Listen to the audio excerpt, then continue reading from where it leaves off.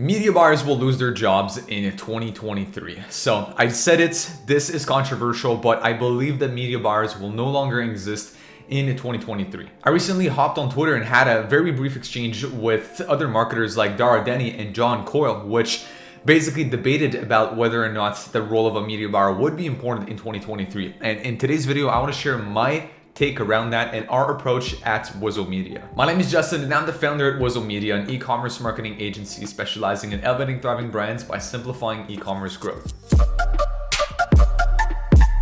First of all, I do want to go back and talk more historically first about what has a media buyer been and how long has that term existed. If you actually look at the definition from Hotspot, a media buyer is a person that takes the action to process of purchasing ad space and time on digital and offline platforms such as websites, YouTube, radio, TV, newspapers, whatever that might be. So with that being said, how long has that existed? Well, basically as long as there's been newspapers, radio stations, and TV. So we're talking 1930s, 1940s, right?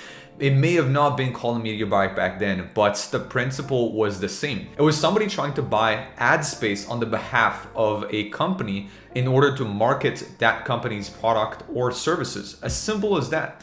So the term or the actions taken by a media buyer fundamentally have existed for almost a century at this point. Now, media buyers have lost their jobs countless of times, right? When, the people that were buying ad space in newspapers lost their jobs when the radio came about, or at least they had to transition and massively adapt their workflow. Same thing happened when the TV came about. Same thing happened when the internet started. So you can see that about once every 15 years or so, the term media buyer changes. What a media buyer does becomes completely different. And I think we're about to experience this next phase of what being a media buyer means. I recently made a video talking about how Facebook, TikTok, Google, just the ad platforms as a whole have evolved over the last 5 years or so. They went from very targeting centric platforms to become very creative heavy.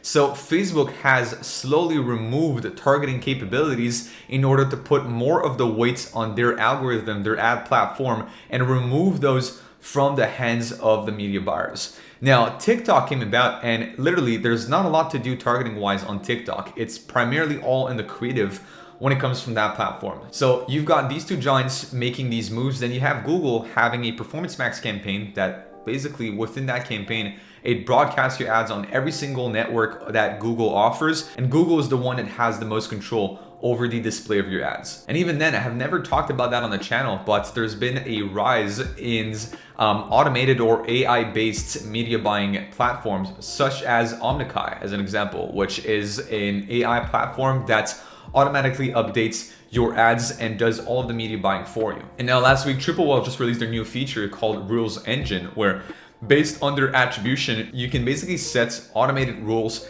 that will do the media buying for you, that will scale or decrease the budget on your ads depending on certain parameters that you input. You can say that this has already been existing with Facebook as an example. You are right.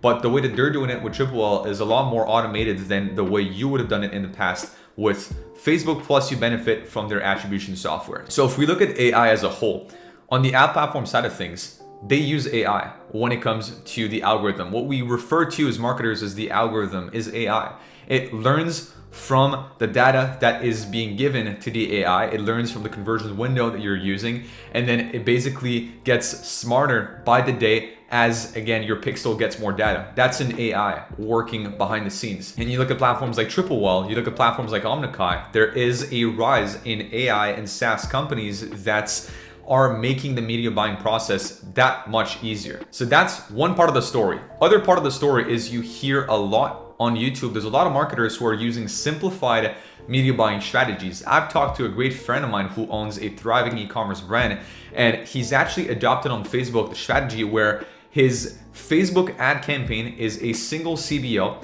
where there's no exclusions. Both cold and retargeting happen within the same campaign, and all he optimizes on is the creative. So not only that, but again, he's found very, very good success with that. And I've seen other big names in the YouTube industry actually talk about that strategy when they talk about how they advertise. So the media buying process is now simply shifting to the creative. Right now, most media buyers are optimizing the ad funnel, which for them, I'm going to talk specifically about the e-commerce space, but starts from reach and ends at a purchase. So they look at reach, link clicks, landing page views, then view content, add to cart, initiate checkout, and then that's basically where they optimize. If we come down to the creative, the only metric they optimize from is cost per click and click-through rate. That's it. Whereas I think what's happening right now is that we're just going to zoom in to that process and start optimizing on the creative.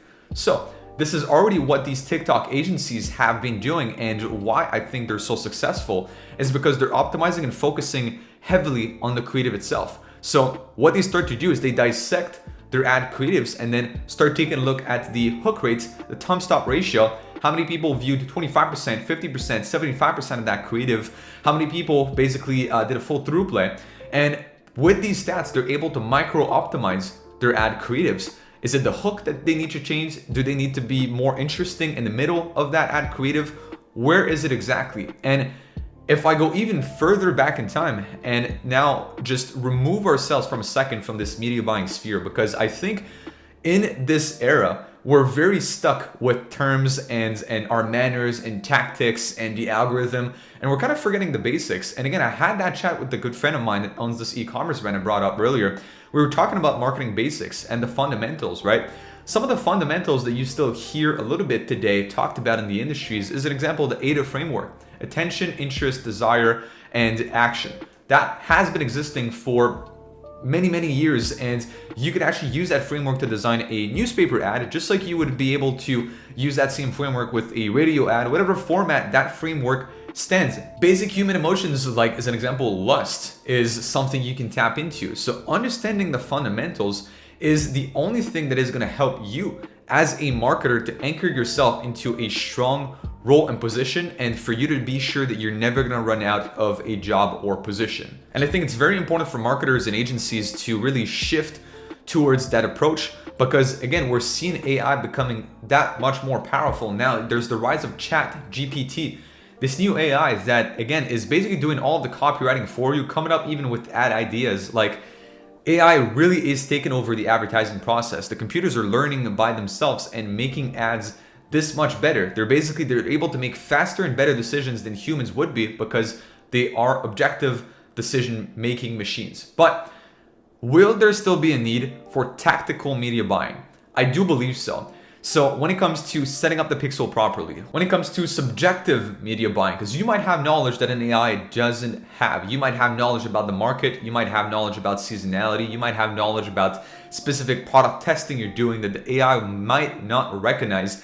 I think this is still where there will be, at least for the next 5 years or so. And again, that's just a pure guess. We might have a new AI coming up in the next couple of months that I don't know about as of yet. But my guess is that at least for the next 5 to 10 years, there's still going to be a place for tactical media buying. But really, the terms creative strategist and media buyer, I think, are really going to merge into a singular term. I don't know what that term is going to be like. I mean, the term that we use at the agency is performance manager, because again, that person is the account manager and manages the performance of the accounts through media buying and creative strategy. So they're kind of doing a mix of both. So we've just coined the term performance manager at the agency. I've seen other agencies using similar terms, like performance marketer. Again, there's a bunch of these terms that exist out there, but I do believe that we are going back to the simple term that is a marketer. Stop thinking of yourself as a media buyer. Stop even thinking of yourself as a creative strategist, because right now agencies and brands will need you, but they might not need you forever. And again, the safest bet is just for you to become a marketer. And you hear a lot of people bashing on schools, where they're kind of saying like, look, Stacy coming out of her bachelor's in marketing is not going to know shit. Well, Stacy knows something that you don't.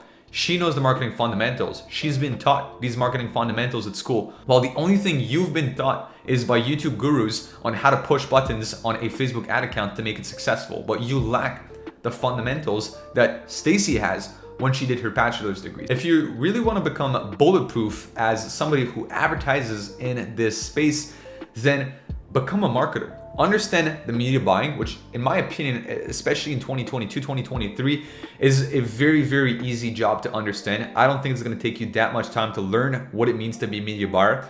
understand creator strategy, and finally understand the marketing fundamentals. If you got these 3 things down, you are indispensable, and people, would it be brands, would it be, again, local businesses, agencies, will need you. So that is the approach that we're taking right now at Wizo, and the internal discussions that we're having. How can we make sure that creative is becoming a better part and bigger part of our work? How can we make better decisions and rely more on the algorithm to help us in these media buying process? If you want to be one of the first to know about these upcoming videos, get access to our free exclusive 25-minute TikTok ads training, and simply be in a community of e-commerce brand owners and marketers who want to talk anything marketing related, then head to the description down below, click on our Facebook group that is free to join, fill out the questionnaire, and basically apply. I'll let you in as soon as possible. Any questions you might have marketing wise, ask in that group and I'll be happy to answer you promptly. Now, if you're an e-commerce brand or store owner making at least $50,000 per month with your brand, then also check out the description below, click on the Calendly link, fill out the pre-call questionnaire,